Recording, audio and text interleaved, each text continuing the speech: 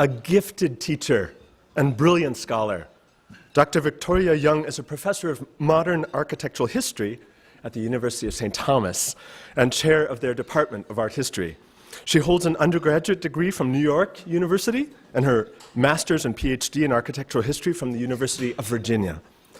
Victoria's research focuses on 19th and 20th century architecture with special interests in the work of Frank Gehry, contemporary museums, and sacred spaces.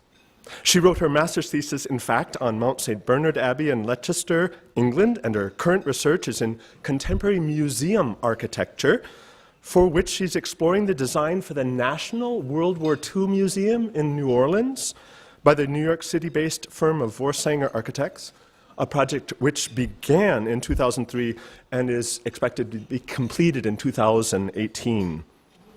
In addition to being a member of the Minnesota Governor's Residence Council and State Historic Review Board, she's also the former director of the Society of Architectural Historians and now serves as an ex officio role as its liaison to the SAH chapters. Her list of accomplishments is long, but at the end of the day, perhaps nothing does a better job of bringing rivals together in peace than good design. Got it in, yeah. Good design, inspiring design, has the power to transcend time and place and culture, to belong to everyone, to be shared widely. What it requires is a pair of eyes to see it, to really appreciate it, and there's no better person to tell the story of Marcel Breuer and the creation of a modern sacred space, the space we know as the St. John's Abbey and University Church, than Dr. Victoria Young. Please help me give a warm Collegeville welcome.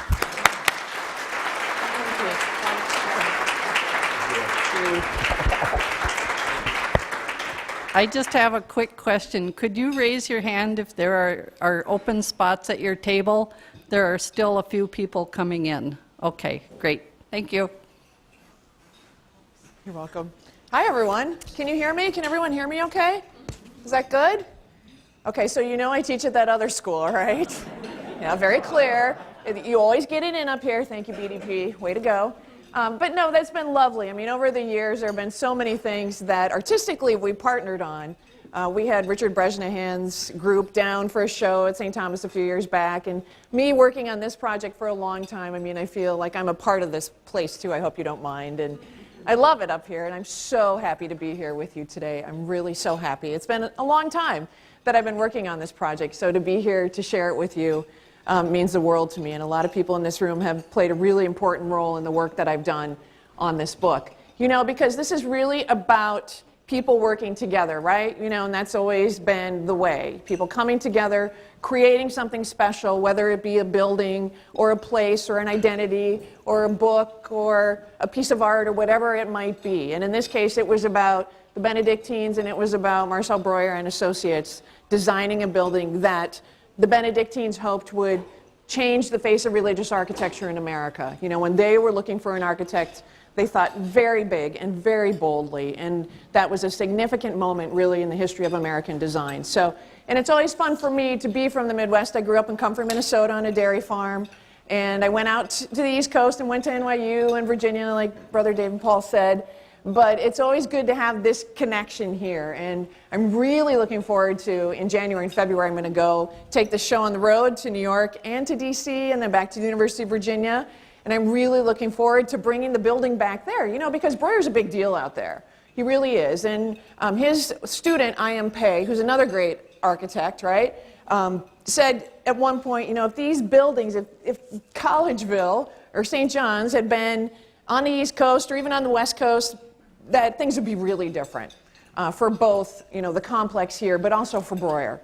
And they would have been. So it's lovely to have this connection. And it's been a very interesting moment for me because, as Brother David Paul said, I'm currently working on this National World War II Museum down in New Orleans. And the architect of that is a guy named Bart Vorsanger. Bart Vorsanger worked for I.M. Pei for a decade and built most of his stuff in the Middle East for him. And then Pei worked with Breuer. And I remember a few months ago, I was just, I don't know, I was doing something, right? And I went, well, I think I was sitting down in the archives, maybe last summer. And I went, whoa, and I still kind of get goosebumps right now when I think about that this happened, just happened, but it's because of this place. So let me tell you more about it. It was, you can imagine seeing this in the late 1880s, out here in the middle of central Minnesota. I mean, that must have been an incredibly powerful moment. And so then to do the next set with Breuer, I mean, another powerful moment. So it's not like they hadn't been thinking big and bold the whole time, right? But it was settlement from southeastern Bavaria, the Abbey at Metten, following the path of German immigrants. That was really important. This was a very important thing for really all faiths, to kind of create these places along the way in this new land that immigrants could latch onto and remain strongly connected to. So from Metten comes Abbot Boniface Wimmer, who goes first to New York but can't get any help there, so settles outside of Pittsburgh, a little bit down the road, founds the Abbey of St. Vincent, and then it's from St. Vincent that we have settlement to central Minnesota. And some of the early buildings, wooden buildings, stone that was on site, bricks that were being made on site, really practical kind of constructions, but starting to think about what should this place look like. And then it's Abbot Edelbrock who says, okay, we really need a kind of a concentrated effort about what the design of St. John's is going to be. We're getting bigger, you've got schools here, we're educating, we're missionaries, we're trying to establish something visibly powerful. But the thing that's really was fascinating to me as I kind of looked into the first church, right behind us, right, in the Great Hall, was that there were all these ties, direct ties back to Germany, to Bavaria. So Edelbrock goes to Green Bay to visit the bishop there because he's building this church. Look familiar, by the way? Oh yeah, right? And that, though, is connected to these two churches because of King Ludwig I of Bavaria. So it was really important for Ludwig to be sending money. He creates what's known as the Ludwig's Mission Society to send money so people can found churches, support dioceses, all where the Germans are going from his part of the country. So, but the thing is, if you're going to do this, maybe your church should look a little bit like my church, Ludwig would say. So this is Ludwig's church, built in the 1830s and 40s in Munich on the Ludwigstrasse. And this church, some of you might know this, Assumption, downtown St. Paul, right? The court architect for Ludwig, not the same architect of this building, but Ludwig's court architect, sent over the plans for this, Edward Riedel. So the connection is strong, there's money, there's architecture, there's everything. And you see this identity is kind of the same, right? This kind of central nave area with towers on either side. So then Edelbrock brings back drawing of Green Bay. That's St. John's. Right? I mean, come on. And of course, I've stood outside, and took the drawing and looked, and it's so close, right? You see the difference, though, in here. This is another little extra part of the tower. And the kind of corbel tabling in here gets a little off skew, but that's really a beautiful moment, too, because, this is being built by monks and local builders and things like that, but still, it's so connected to an identity, to a place, taking us back to Germany to maintain that connectivity. So that was really fun to find it out. And then here's just some interiors of the Abbey Church as it was redoing things. So, originally, a lot of these images would be bought from companies in Chicago, Milwaukee, St. Paul, people that were selling religious art and statuary and things like that. And the choir sitting in the transept. So here's big Reredas in the back here. 1909, pulled it out a little bit and toned it down a little bit, right? And then this is actually Abbot Baldwin here. So this is before. And then, of course, the wonderful murals that were painted in there by Brother Frischoff. I mean, just really an amazing space in and of itself. But in the 1940s, not big enough. Not big enough. And here is a little video of the old Abbey Church in use, the start of the consecration Mass for the new Abbey Church.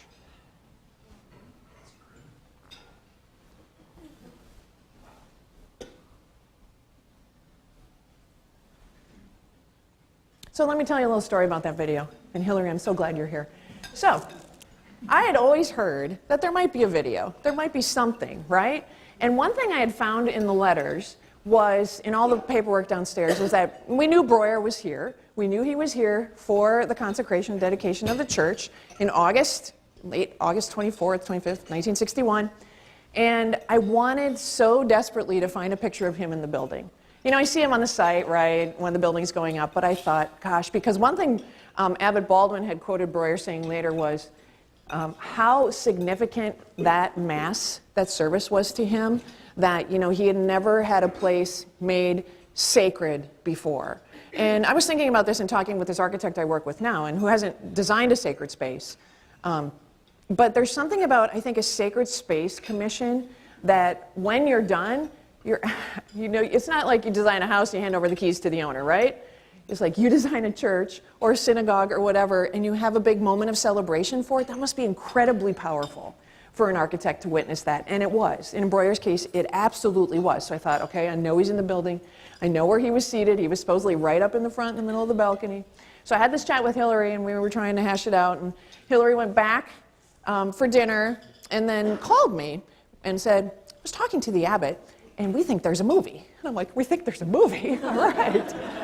So I immediately called up Brother David Klingeman, right, the Abbey archivist. I said, the abbot and Hillary think there's a movie. He goes, what time will you be down in the morning?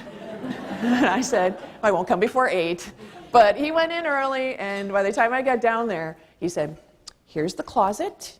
Take a look. You know, and I've been up here for over a decade working on this thing, right? So I kind of had been through a lot of stuff, but there's some areas I'm not going into, right, unless I'm asked to look at them. He said, just have fun. And so it's all these old cassette tapes and slides and everything.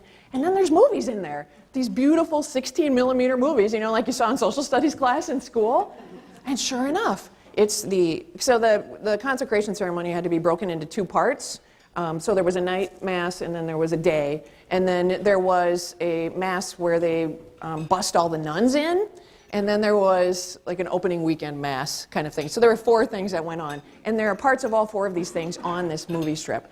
So there's no sound, unfortunately. That's kind of the unfortunate part. But still, it's been fascinating. And I know that some of the monks have seen it already. And we're seeing some really interesting things on it. Like, for example, during the bishop doing the consecration, he says his mass with his back to the people. But at the mass of celebration, I think it was for the nuns, the celebrant celebrates facing the people. You know, so there's a lot of stuff going on. So this video has been digitized by your friends at St. Thomas, and they were very happy to do it too. And so I have copies of it digitally, and they're in the Abbey archives if you ever want to look at it, or you can just email me and I can get you a copy of it too. And it's really, really fun to see, and I think there's a lot for us to learn from it yet. So thanks, Hillary. Thanks for that. All right, so there's a few more clips coming up. But the place is busy. It's big. There's a lot of people here, right? The school's growing. There's over 300 monks on site. Over 100 of them are priests who need to say Mass individually yet because this is before concelebration. This is what was going on in the basement of the church, right? All these makeshift altars. I mean, this is just plumbing pipe and then pull a curtain over, you know, because it's like this constant cycle of things. And I've been talking with some people, including my father, who was here for a year in '57, that there was like this call system from downstairs up to the 4th floor where the freshmen lived in the dorm so they could come down and serve Mass. And then I told somebody else this recently, and like, oh yeah, it wasn't a light, it was a bell and chain or something, you know, so it existed, right? So constant need for space. And so they evaluate that space. What's it going to be? What do we need? And they find out they need everything. So what do? They decide they're going to do a campus master plan, and that's kind of the key. So here's where we are, kind of previous to this. As you know, the church is going to end up here. And some buildings have been added, you know, from the late 1890s through to this 1940 period. But it takes a really, really dedicated person to make a commitment to something like this. I mean, if you've ever worked on a big project, you know there's always one person who never fails in vision the whole time. And, you know, that's a perfect job for an abbot, right? And that was the thing. You know, he had a lot of great people helping him figure this out. But you also always have to have this cornerstone, and that's what Abbot Baldwin was from everything I've read. So he forms a building committee, and the building committee is tasked with creating this list of things that they need. It's, like I said, pretty much everything. How are we going to think about it? What's it going to be? Are we going to completely raise the campus and start afresh? Are we going to hire a planner and then hire different guys to design the building? You know, how's it all going to work out? They're not sure, but at one point, they think they can do it themselves. And so this is a really late find downstairs with Brother Alan Reed in the archives. Father Joachim drew this plan, and I'd heard about this, and I'd seen it in a lot of writing, but we had never found the plan. And, you know, just kind of by the fortuity of cleaning up things and finding things, I mean, there all the day, I went, whoa, this is it. So look at, here's the old church, and then just flip around and add more. So that was something they tried. And you know, for a while, St. John's actually had an architecture program. Even back in the 10s and 20s, it had rolled out of the math side of things. So, I mean, there was really a strong interest in architecture here, too. And you know, liturgical reform is the other thing going on, right? It's the center of liturgical reform, I mean, thanks to Virgil Michael. So this new place has to reflect the importance of the liturgy. And the other thing that was fun for me about Virgil Michael is I was really reading him as an architectural critic, right, rather than a liturgical critic, because that's not my specialty, obviously, but he was very clear at certain points about, you know, the buildings at St. John's just do not hold up if we're going to be the center for liturgy. You know, so he saw this connection, and he gave several talks to architects down in the cities about this sort of thing. So he was really engaged with this build, which I think sets a tone for everything that would happen. So they decided to write a letter, and it's Baldwin tasks Father Claude Meinberg and Frank Kazmarczyk with creating this letter and helping to create this list. You know, I'm sure there's a lot of other input as well. But they decide to send it to 12 people. 5 of them are in Europe, 7 of them are American-based. And what they're looking for is either somebody who's done sacred space or is an urban planner, has done large-scale planning. Because, you know, it isn't just about the church, although they knew the church was really critical. But it's about a whole complex that has to be put together. And, okay, so this is pre-internet, right? So the mail goes out all at the same time, and to Europe a little bit slower than getting your letter down in St. Louis. So by the time all the Americans had kind of responded about what their interest was or wasn't, the Europeans were just getting the letter. And, you know, they knew that the monks knew it was going to be hard to bring the Europeans over, even for a visit. And the other thing that was fascinating to me as an architectural historian was the nature of this competition. That it wasn't something where you came with plans to show what you might do, which often happens, that's usually the case now, and that there's a long list and a short list and then finalists, blah, blah, blah. But that they were bringing people here to really just spend time with them, get to know them, understand their philosophies, think about them as people. I mean, that was really important, and that's really why Breuer got the job. So here's some of the Europeans. Rudolf Schwarz was one of the great church builders in Germany. Bauer, church builder, Kramreiter, Boslett. This abbey, Benedictine Abbey, was specifically referenced in the notes. And then Thomas Sharp on the upper right-hand corner, an urban planner from England. Kind of a wild card. I haven't been able to really piece together exactly how he got on the list. But he had done a lot of modern infill into cities like Exeter and Durham that had been bombed during World War II. So it made sense. It made sense. These 2 Americans might recognize the name Eero Saarinen, did the St. Louis Arch, the airport out at Dulles, a lot of other things. He and his father did Christchurch Lutheran down in the Twin Cities. These 2 guys, and Pietro Beluschi was the head of the architecture school at MIT, Massachusetts Institute of Technology, and also a practicing architect, but they just said they were too busy. And they were. I mean, their firms were just gangbusters at this point. That was unfortunate, but they were really excited about it, you know, and just couldn't possibly do it. And then 5 people came to campus to spend time here on campus. First person to arrive was Richard Neutra. Neutra was from Austria and had worked his way to America via Frank Lloyd Wright and then some of the major architecture skyscraper builders in Chicago before ending up in Southern California. And Neutra had been a guy who had really brought modernism to America, this European international style modernism. This house, Level Health House, 1929, was the first fully steel-framed house in America with these really simple forms, right? No ornament. Regularity, or irregularity rather than symmetry, trying to go against this classical notion. So it's coming out of the Bauhaus, the great architecture school in Europe. So he comes to campus, and I spent a lot of time talking with Frank Kazmarczyk about these visits. And I guess that Neutra always had this Time magazine cover on the table at every meeting. There you go. And he liked to quote the rule of St. Benedict in Latin whenever he could. And walked around. He brought his son with him, Dion, because actually Neutra had had a series of heart attacks before he came out here. So his heart was really bad. But he, according to a lot of my mentors who were thinking about architecture at the mid-century, Neutra was only second in popularity to Frank Lloyd Wright at the time. So we don't really realize that today because he's kind of not taken that Wright thing the whole way through. But he was a very, very important architect, and his son Dion still maintains his archives there at USC and things like that. So he's here and he spends time, and that's all good.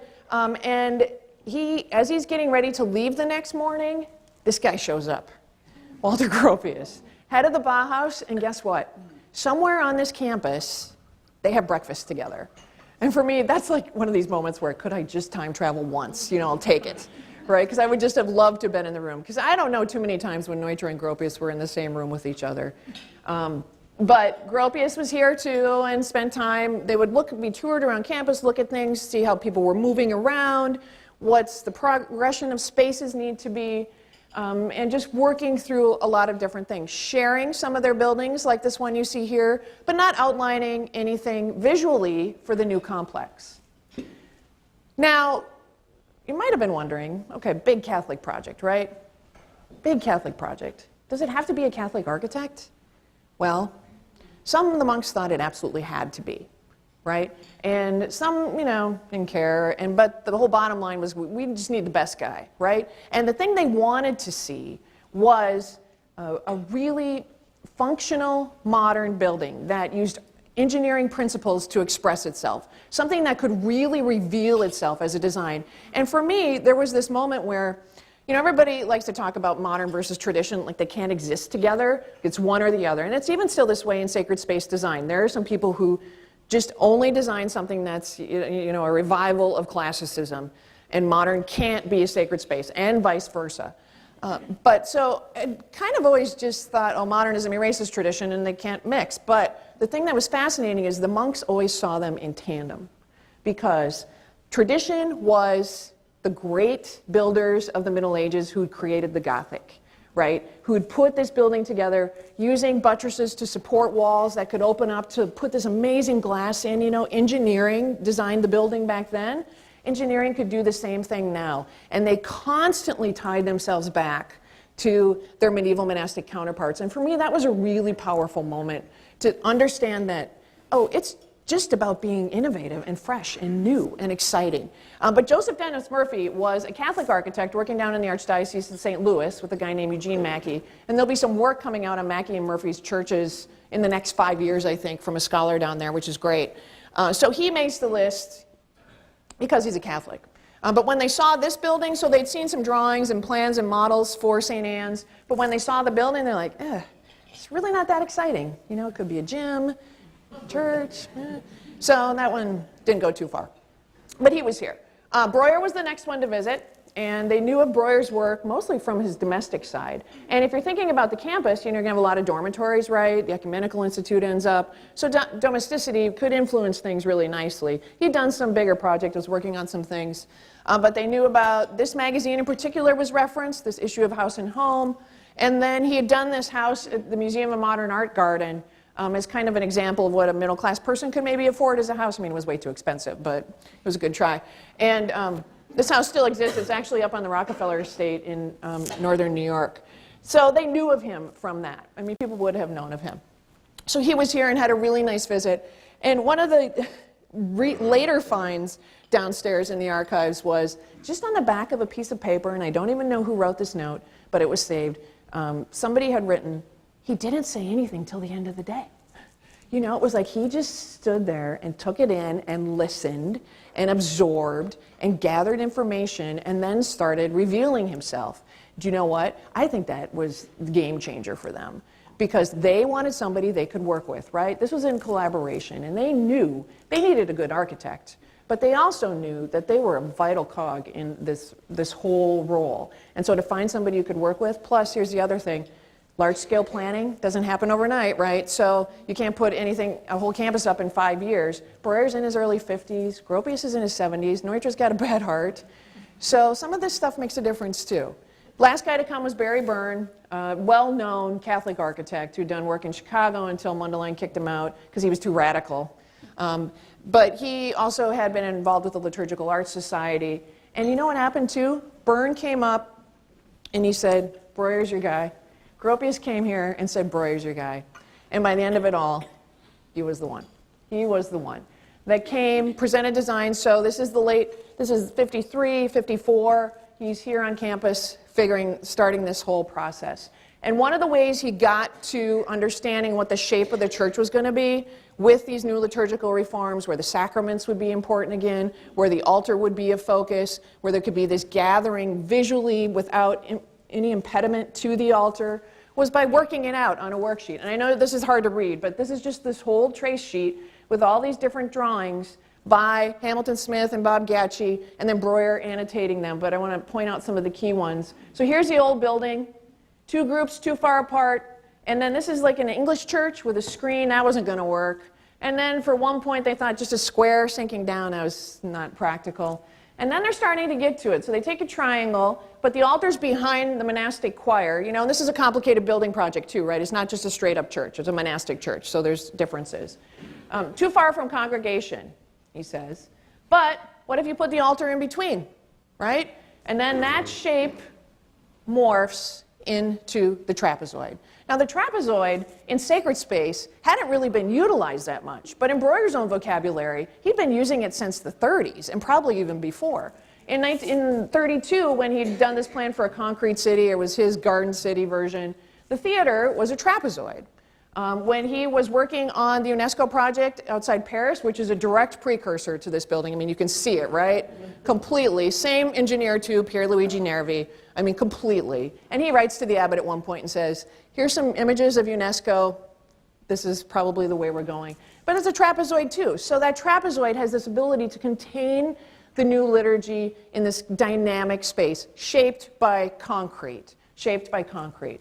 And at the mid-century, concrete was becoming more free-flowing. It was allowing new spaces in architecture. It was going away from this rectilinearity. I mean, it was really opening up some possibilities. So here they are in early 54. You can see drawings up on the wall. There, the model, the overall model. He was going to do shadow building. So when the new library was up, the old one was going to go down. But that just wasn't cost-effective in the long run. So here's a model for it. This still exists here on site. And then the early plan, the 54 plan, late 53, 54, a little bit different than what you ended up with, right? So this model still exists, but here, this bell banner, I'll talk more about that in a second.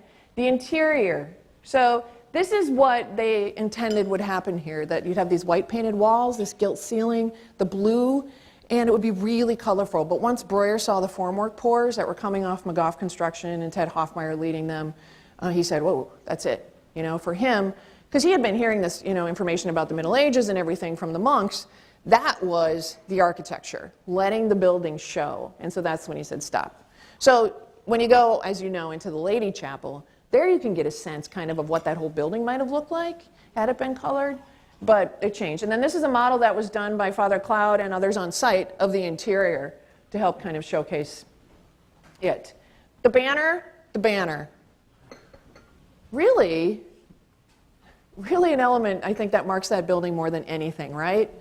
Always. I mean, when you see St. John's in the news or on your promo material everywhere on the front of the book, I mean, that's the banner. That's the image that creates this place. And for Breuer, he thought about it like a traditional architectural element, like a classical colonnade, like those great portals as you walk into medieval churches, right? It was that marker from the profane to the sacred world. Banners held in procession. So he was really kind of creating, he talks about it as this new modern version of the classical portal. And here's some of the versions he worked through, some of the earliest sketches. I mean, you can't even get a sense here, but that's the building. And this trapezoid is going to rise, you know, like 10 stories above the building. And so that wasn't going to work. But what's important here is this transition from a singular support to these splayed supports. And that's because he's working in Paris on UNESCO and walking by a little thing called the Eiffel Tower a lot. And so he sees it, and it's, you know, it makes sense. And it's going to work for the building better too, right? Because then eventually you can actually put those legs over the baptistry and allow the connectivity there. So the other thing, though, is he's drawing on precedent from things he'd seen. He traveled a lot in the Greek Isles, took a lot of sailing trips there, and he'd also been to the American Southwest. And this image here on the left, I found in the archives at Syracuse University, where a lot of his papers are held. And it's actually an advertisement for the car down below. But I know. But on the back it says, like the banner at St. John's. Like, oh, you know, these moments where you shout out loud in the archive and they all look at you and then they smile because you're not supposed to do it, but they all know what it means. So that was fun. Early concept for the baptistry would have been a lot like his domestic spaces. Just an example of from his house with these screens, he would kind of screen out this dining room area. And the baptistry had that same kind of sensibility. But what goes on is this constant back and forth between the Benedictines and Breuer's office, constant. Discussing things, how's it all going to work out, just constant.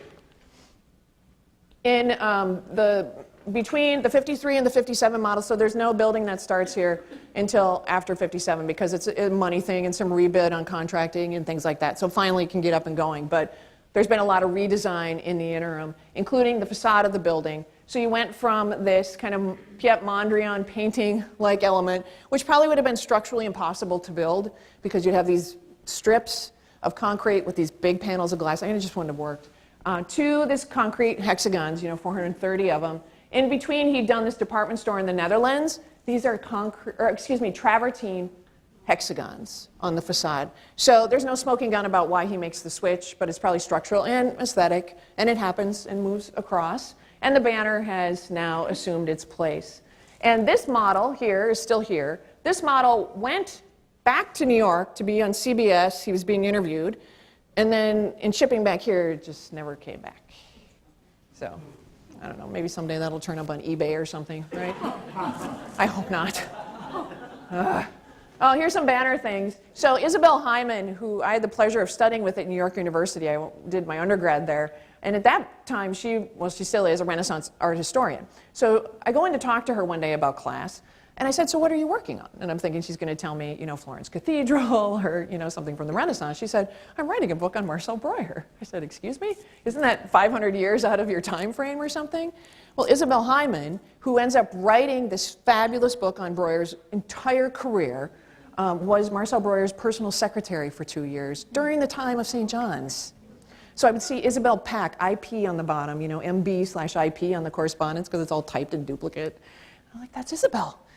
So she's been a lovely mentor for me on this project. But she said in that book, and rightfully so, that Breuer probably would have been a sculptor if he could have had that same kind of career and life out of it. So working in concrete kind of gave him that sensibility. And so here's just some more versions of this banner going through different things. I mean, this is almost like this kind of menacing fortress-like element, but really fun to take a look at that. And then another thing I found in the Archives of American Art at the Smithsonian, and then I learned the backstory on this a little bit later. There's a coloring book that they did in the office in probably the 60s. Just, had fun one day, put it together. There's all these pages in it, and they're all digitally online through the Archives of American Art. Well, here's one of the banner, and then here's a little cutout thing where you can cut this out, make your stand-up banner, which is fun, right? And then this says, they are thinking of building this in the middle of Paris, color it in weathered steel. I know, it's great. But it turns out that this was just for fun, and then some architect later in his office, I forget his name now, was asked by Breuer in the early 70s to start cleaning out some of the files, and he said, take whatever you want. And so this guy took this, and then still had it, and then eventually it made its way to the Smithsonian. So here's the team that built this place, and Ted Hoffmeyer took images almost daily on site. So we have these little photographs, we have these slides. The slides didn't reproduce well for the book, but I've got some of them in here, and the photographs too. Some of them didn't work out very well, but really fun to have these connections with these people. Oh, I should point out, Breuer Hamsmith, this is one of the engineers from New York. That's Val Michelson, who came out from Breuer's office to be on site and then stayed in Minnesota and did a lot of great things. And then Charlie McGough here, and I can't remember who these two are right now. Do you remember, Hillary? I don't know. I have it written down. You can ask me later. And then Hoffmeyer up here. But everybody, really talks about Hoffmeyer is completely instrumental to this. And Hoffmeyer sees that model from 57 in an ad for the concrete company that gave the concrete for the building. And he writes to McGough and says, I need to build this building. And he had done some amazing stuff in Russia and other places with Albert Kahn, who was one of the great industrial builders. So really a fun thing. So here's some of the images from construction. And you can always go ask Brother David Klingeman if you want to see more. So here's one of these slides. But it's so fun just to see this going out. There had to be this whole steel frame put up, obviously, to support the wooden formwork. Poured in place on the side, sprayed on up top. This is the sidewall here, and this is the banner pour there. See the tower of the old church there? So a lot of wood. You know, the monks were really completely involved with this, unloading, tying rebar. All this is documented really well, too. So here's things going on in 59. Up on top of the building, looking to the banner. So the lantern's kind of right in here. Kind of crazy, isn't it, to think about that? But that's how they built medieval cathedrals, too. You know, they had to put up this whole wooden formwork to lay those vaults on top of. And then spraying on the gunite up top. And then Cold Spring granite facing it. I mean, at one point, Breuer had said that he might like to use brick up on the top, or on the facing of everything, but you had this nice connection to Cold Spring granite. The head of Cold Spring granite was on the board. You know, it all worked out really well. And the granite is amazing. The only non-granite, local non-granite in the building is the main altar, and that's Vermont. And it's because he couldn't get a pure white granite out of the region, so. And then the tower, the steeples come down, and the bells are transferred over, and but it's a great building, right? Architecturally, it's fascinating and really important to the history of American space, but it's a sacred space. And so that means there has to be a reason why it's organized the way it is, and that's because of this spiritual axis. Now, Father Cloud had written this essay called The Monastic Church, and in that, and that's where I took this term spiritual axis from, he had talked about the fact that, you know, we come in through some kind of marker of the change of space. We go along the path of the sacraments, so the baptistry needs to be front and center, not tucked over on the side again, right? And then we work our way to the altar, and in this case, it's a monastic church, so we end with the abbot's throne, that there's this progression through the building. And so I thought about it as this spiritual axis that contains this public part of the building, which is the main part of the church, and then there's also these private devotional moments in this building, right, that only certain people have access to, or that you might use as an individual. And if you're going on the tour today, just a little promo, we're going to get into everything downstairs. So that's very good news. But moving along this axis then is the way to go.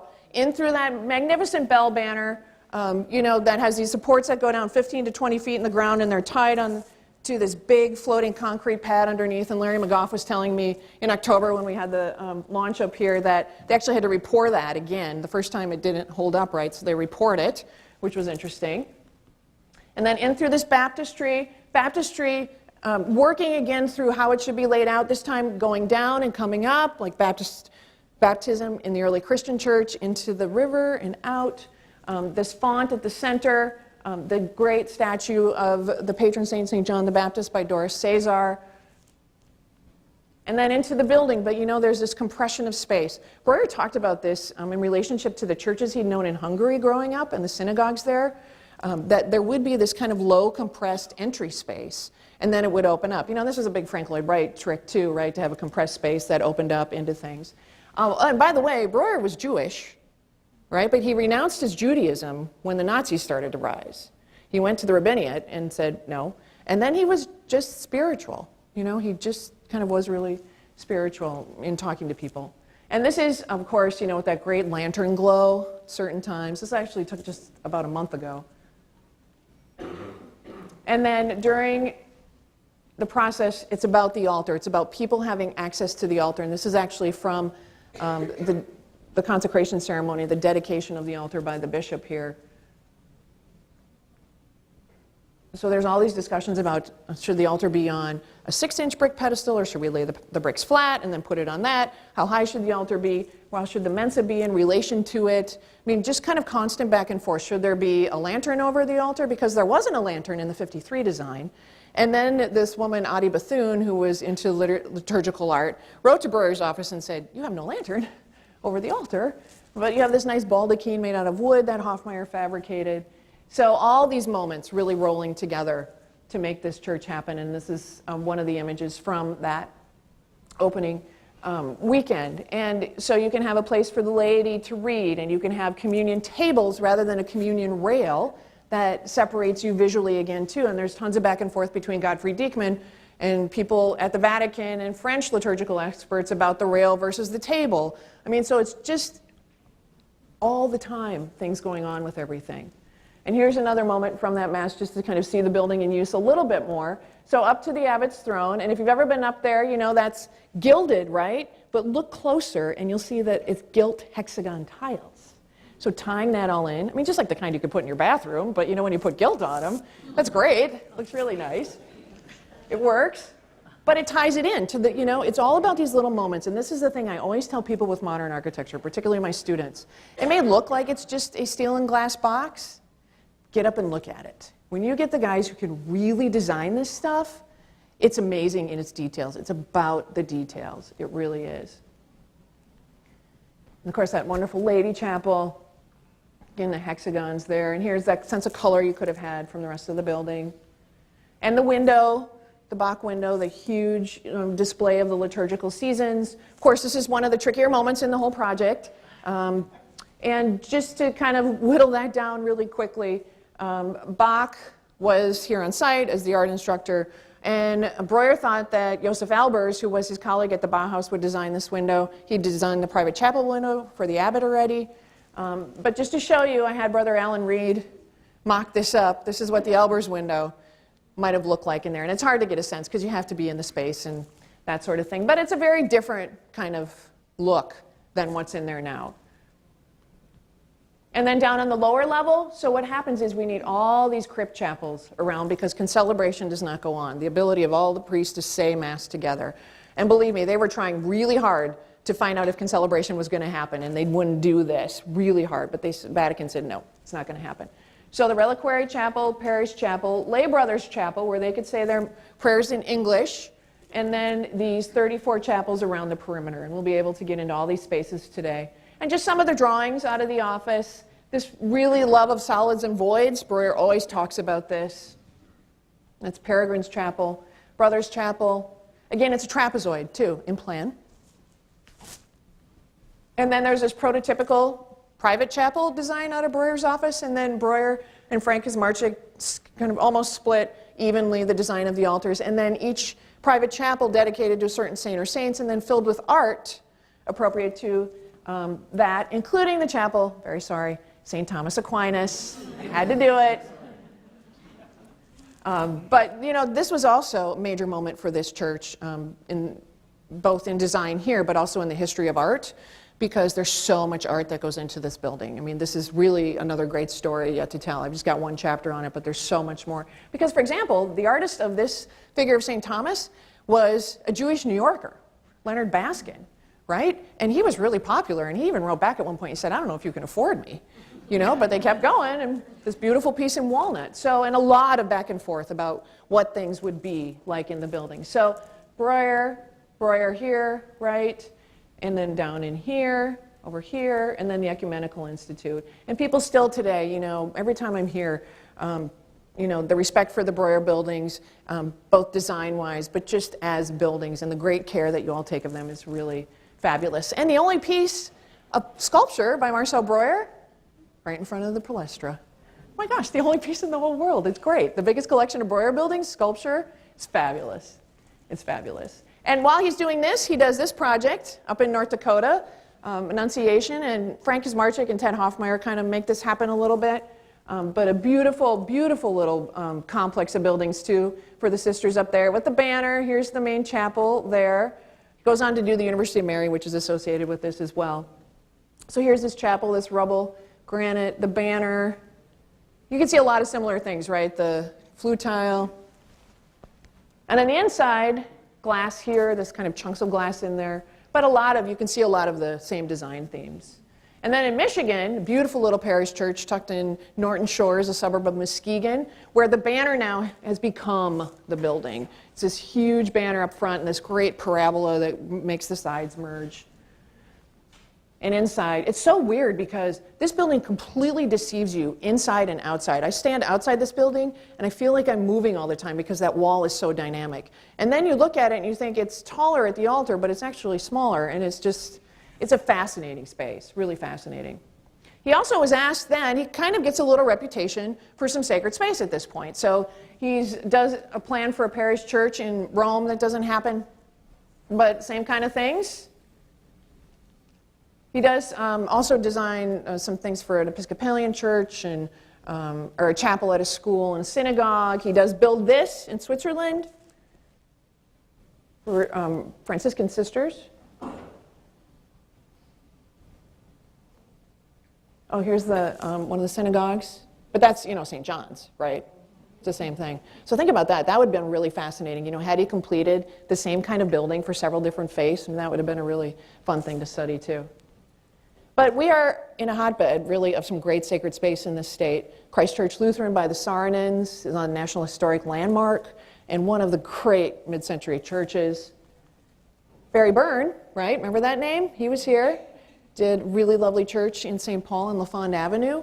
And I found out in October that the McGoffs built this, too. I didn't know that before. There's the interior of that. Pietro Beluschi, who was too busy, ends up building that church way up on the hill in Duluth. That's a nice one to visit, too, if you're ever up there. And Val does the monastery down in the cities, also the prep school here. So really, there was so much exciting building going on here at the mid-century, and a lot of it was about sacred space. But all of it, I think, is really important for why this place is so significant, too. So thank you. Thank you very much.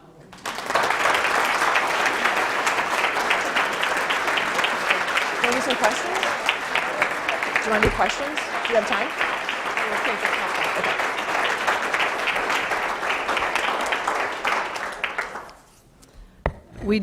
We'll take time for just a couple questions, if there are any, for Victoria. Yes. Could you comment a little bit how these buildings have held up relative to the maintenance that needs to be done and the weather that suffers relative to the one that we have here, etc.?